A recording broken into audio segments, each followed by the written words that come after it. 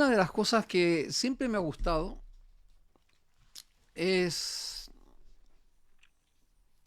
eh, no voy a usar la palabra fea que es desnudar, pero sí desmitificar, distinguir. Cuando uno descubre que lo que estamos viendo u oyendo no es cierto y que no es nada más que un, un teatro. Yo siempre era muy curioso cuando niño y cuando íbamos a la plaza de juegos que se armaba en la plaza, los juegos que se armaban en la plaza en mi querida Las Barrancas, allá en Santiago, al último, en el rincón de Santiago me crié, de Chile, y daban función de títeres. Y claro, con un micrófono hacían reír, aparecía la bruja, el ogro, el dragón, el héroe, el jovencito, la princesa. Y la verdad que yo como niño de 6 años, 7 años disfrutaba. Pero un día se me ocurrió acercarme un poquito más al escenario donde estaban esas criaturas siendo movidas tan ágilmente y descubrí quién estaba detrás del telón. Y eran dos personas con algunos muñecos en sus manos y tal vez hasta ahora estoy haciéndolo también público y a lo mejor estoy alumbrando a alguien más de que los títeres son movidos por las manos y como que me desencanté un poco. Ya después miraba, pero ya sabía que no eran tan reales los juguetes, esos que hablaban y no hacían tanto reír. Pues bien, desde que conozco al Señor, yo he visto a alguien que está detrás del telón y son muy pocos los que hablan de él. Se le achacan muy pocas culpas. Se busca cualquier otro responsable, si bien en todo acto hay responsabilidades compartidas. Pero por favor, ignorar al que está detrás de todas las maquinaciones, ignorar a aquel que está moviendo los hilos detrás del telón, puede convertirnos en ingenuos. Y esta batalla que estamos dando no puede ser tomada en broma. Es una batalla cierta y segura y esta noche le he puesto como título al mensaje Desnudando a Satanás. Vea, lo que voy a leer está en Primera de Pedro capítulo 5, hablando el gran apóstol Pedro, el pescador que un día dejó sus redes y su barca y se unió al grupo de discípulos para luego ser llamado a ser apóstol del Señor Jesucristo. En su primera epístola universal, en el capítulo 5, verso 8, dice: Sed sobrios y velad, porque vuestro adversario, el diablo, como león rugiente, anda alrededor buscando a quien devorar. Y pareciera que esta es una metáfora, ya ha salido de las bocas del actual sumo pontífice y otros teólogos liberales, modernistas, que le achacan a la Biblia muchas fábulas. O tal vez parafrasean y dicen que son metáforas, pero que no son realidades, que caminan entre la fantasía y las fábulas. ¿Cuán lejos estamos de conocer el verdadero lenguaje que Dios quiere transmitirnos a nosotros en estos últimos días? Pedro está hablando de un enemigo, de un adversario. Lo reconoce como el diablo. Se le compara a un león que ruge, que anda alrededor y que busca a quien devorar. Un enemigo furioso que ruge, busca a quien devorar y se le denomina y se le llama el diablo. Y pareciera que este ser malévolo es una invención, es un símbolo. Amados, si el mal existe en este mundo, no se originó aquí en la tierra. Quiero correr un poquito, pues esta es una especie de enseñanza bíblica y no me olvido a quiénes me estoy dirigiendo, al cuerpo de Cristo, pero inicialmente a la iglesia que Dios me ha dado a pastorear. Por extensión a todos los que aman la palabra de Dios y la verdad y puedan sintonizarnos y vernos desde Australia, Argentina, el sur de Chile y el norte. El pecado no se originó aquí en la tierra, se manifestó, pero entendemos que el mal tiene un origen más allá de lo que nosotros podemos comprender o atisbar. Se originó en algún lugar de la eternidad en el cielo, en algún espacio, si es que pudiéramos llamarle así, en donde un ser creado, perfecto en sabiduría y hermosura, el sello de la perfección de Dios, se rebeló contra el Dios creador. Todas estas palabras tienen su base bíblica en Isaías 14, en Ezequiel 28. Ese lenguaje profético que nos alumbra un poco acerca de este ser que se le llama desde el inicio Lucero, hijo de la mañana. Era el nombre, de ahí por extensión luego algunos lo confunden con Lucifer o Luzbel, luz bella, luz de la mañana. Pero en el original este lucero significa hijo de la mañana, un ser creado en la perfección de lo que era su creación. Lideró una rebelión celestial y junto a otros espíritus perfectos en cuanto a su creación, en ese sentido digo perfectos, pues todo lo que Dios hace lo hace bien, luego de intentar dar un golpe de estado, fueron expulsados de la presencia de Dios, de la presencia ipso facta de Dios. Y su destino fue la oscuridad, las tinieblas, y luego lo encontramos dando vueltas alrededor de un planeta llamado Tierra. Así de simple, pareciera un cuento lo que estoy diciendo, pero permítame decirles que ese es el trasfondo bíblico, la base que tenemos para tratar de comprender el origen del mal y sobre todo de este ser que personifica el mal en sí. En esa tierra en donde él daba vueltas, ¿de dónde viene Satanás? Es la pregunta que Dios le hace a este ser cuando trata el tema de Job. Job, el paciente Job, la Biblia dice que le responde de rodear la tierra, es decir, su ámbito de acción es la tierra. Pues allí, en ese lugar donde fue expulsado, desde donde fue expulsado desde el cielo, allí Dios reivindicaría su imagen. Y en ese lugar, en este lugar, creó al hombre y a la mujer, a su imagen y semejanza. De modo que ya está habitado por este ser, y aquí comienza la historia humana, aquí comienza la historia del mal personificado, inclusive después a través de las acciones de los hombres. ¿Quién es Satanás? ¿Cuál es su origen? Ya lo acabo de decir, fue creado por Dios. ¿Cómo es su carácter? Lo vamos a encontrar en la Biblia, que es su carácter es malo. ¿Cuál es su naturaleza? Es un ser espiritual que está en otra dimensión, pero que fue creado. ¿Cuál es su objetivo? Vea todas las preguntas que me hice. Hacer vana la muerte de Cristo. ¿Qué hace? ¿Cuánto puede hacer? Vamos a verlo. ¿Qué es lo que hace? ¿Cuánto puede hacer? ¿Cuáles son sus armas? La mentira y el engaño. ¿Quiénes son sus aliados? Los demonios y aquellos que ceden a sus influencias después, los seres humanos que se rebelaron contra Dios. ¿Cuál es su ámbito de acción? La tierra. ¿Y cuál es su mayor deseo o ambición? La que desde siempre ha tenido y tiene. Es ser igual a Dios, ser Dios y recibir la adoración y tener el control.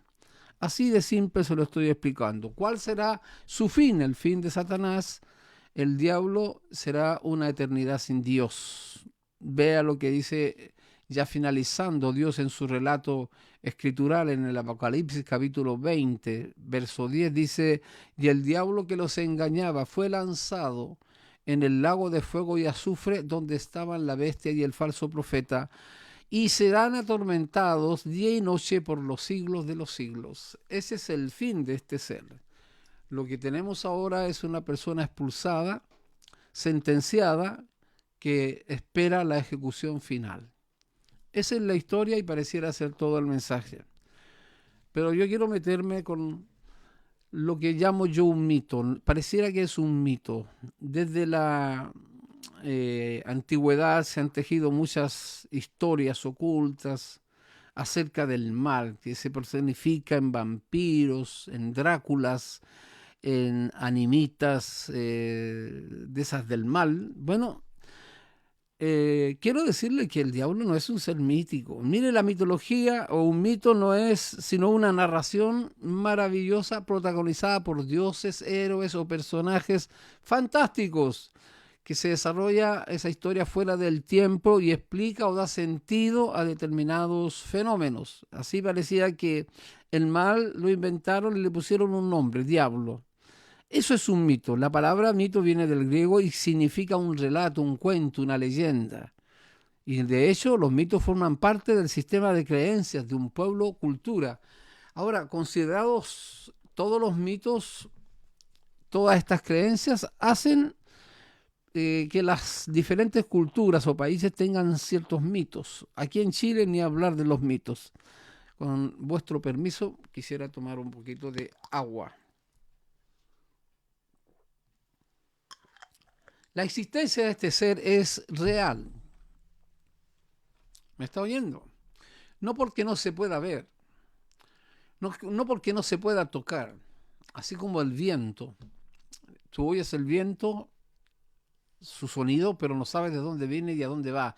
La cualificación que hace Cristo acerca del Espíritu Santo, la palabra espíritu viene del hebreo ruach, luego en el griego neuma, y es soplido, es viento, es algo que no se puede fotografiar, digámoslo así.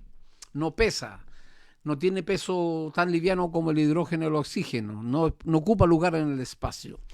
Es un ser espiritual que trasciende al mundo físico, pero fue creado, y ya sabemos que todo lo que es creado está limitado por la condición misma de que antes de que fuese creado no existía. Por lo tanto, ahí vamos a ir viendo cuál es el nivel de poder, de característica que tiene este llamado diablo, enemigo o adversario nuestro. La Biblia nos enseña en primer lugar que debemos resistirle. Resistid al diablo y éste huirá de vosotros, dice Santiago. Pablo dice en Efesios 4:27 que no le demos lugar al diablo. En otras palabras, el lugar se lo damos, él no lo toma, lo cedemos. Aquí apela como Dios también el diablo a la voluntad del hombre. No debemos escucharle, debemos resistirle, no darle lugar y no escucharle, como lo escuchó Eva en el Edén. Recuerda, con que Dios os ha dicho que no comáis de todo árbol del huerto, y Eva lo escuchó. Esa fue la primera falla, el error garrafal. Ya las mujeres se entenderán con Eva cuando lleguen al cielo y la abracen y le digan gracias, hermana Eva, por lo que hiciste. Escuchar al diablo. Lo escuchó y ella le dijo, no, no, no.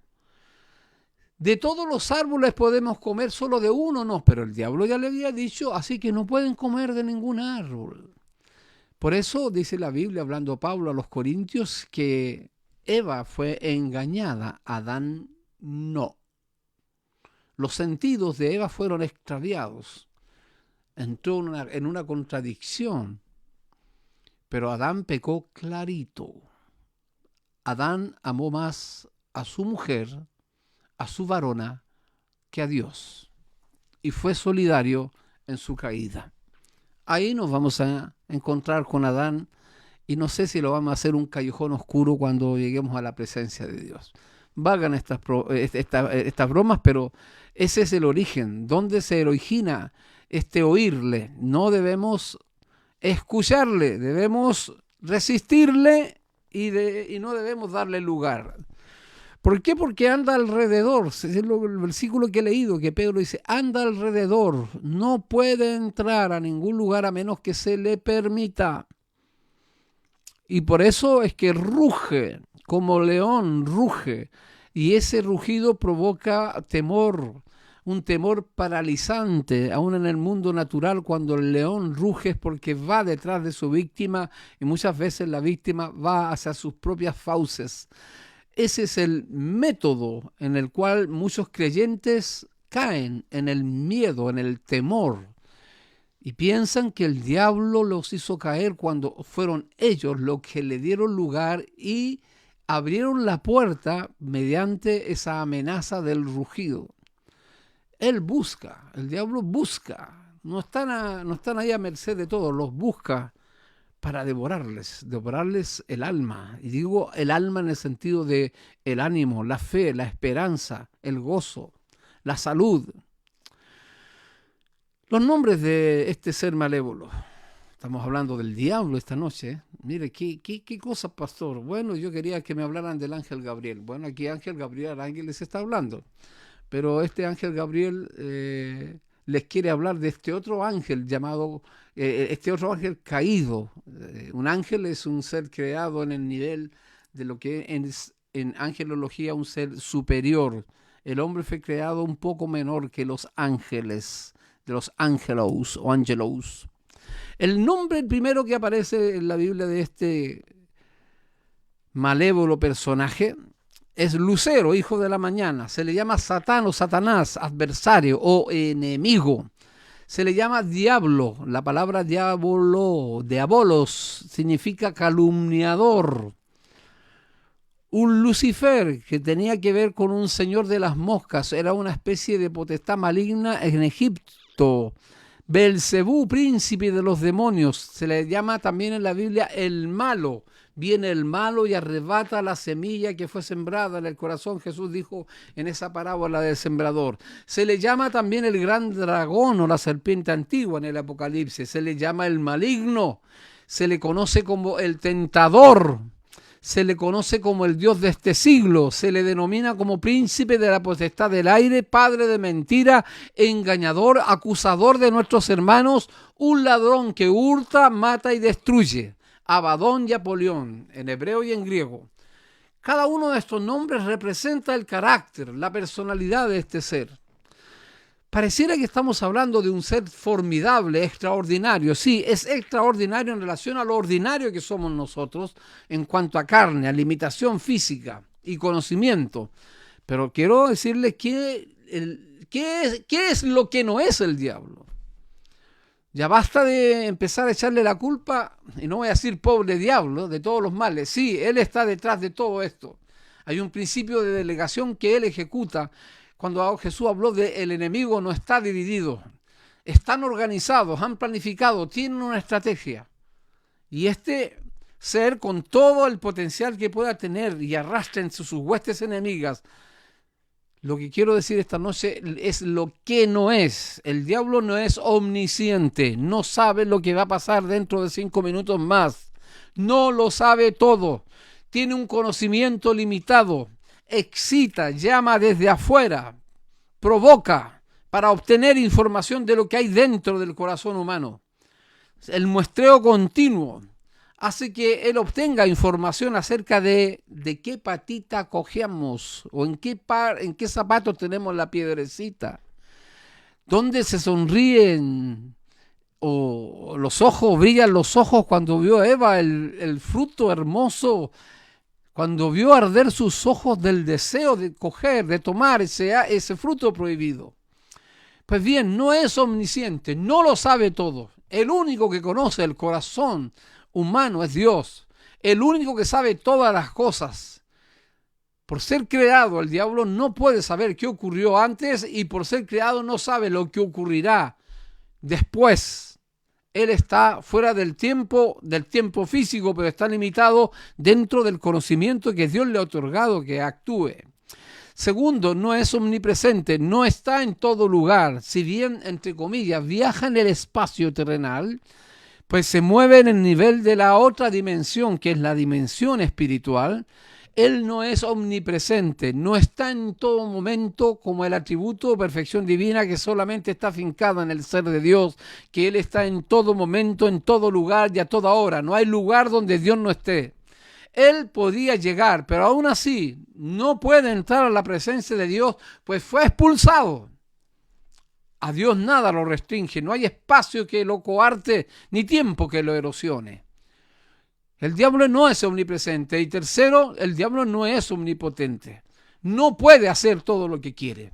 Está limitado por la voluntad de Dios. Como todos los seres creados, que estamos limitados en tiempo, acción y lugar, Él también está limitado por la voluntad de Dios. Actúa bajo el parámetro y la permisión divina. Cuando quiso zarandear a Pedro, se lo pidió al Señor.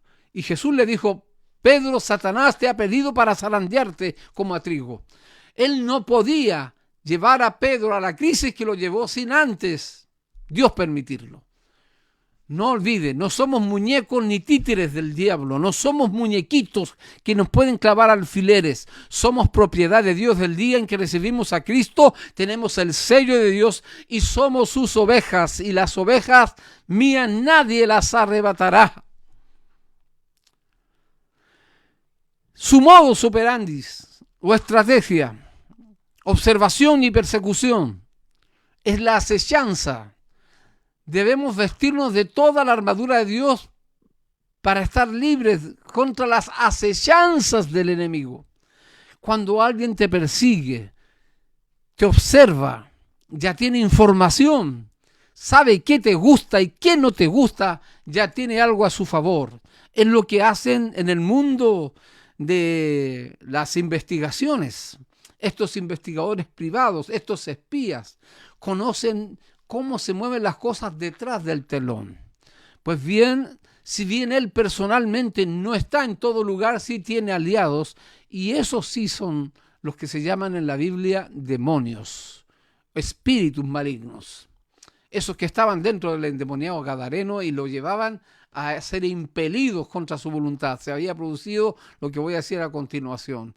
La primera forma de actuación del diablo es observación, acoso o persecución para obtener información. Luego que tiene información, influencia. La influencia demoníaca, eso lo dice 1 Juan capítulo 5, verso 19, cuando Juan dice: el mundo entero está bajo el maligno. Y aquí, cuando algunos interpretan como que el diablo tiene al mundo en sus manos, está completamente equivocado. El mundo, la historia, no se le ha soltado de las manos de Dios. Él sigue sentado en su trono. Dios no está ajeno a la existencia humana. Tanto así que ni a un pajarillo de esos que vuelan cae al suelo si no es por la voluntad de Dios. Lo que está diciendo Juan en ese versículo, 1 Juan 5, 19, es que el mundo entero está bajo la influencia del maligno. Y esa influencia está permitida. Y ahí están los medios, ahí está tu jefe, ahí está tu suegra, ahí está tu yo, ahí están todas esas luchas internas.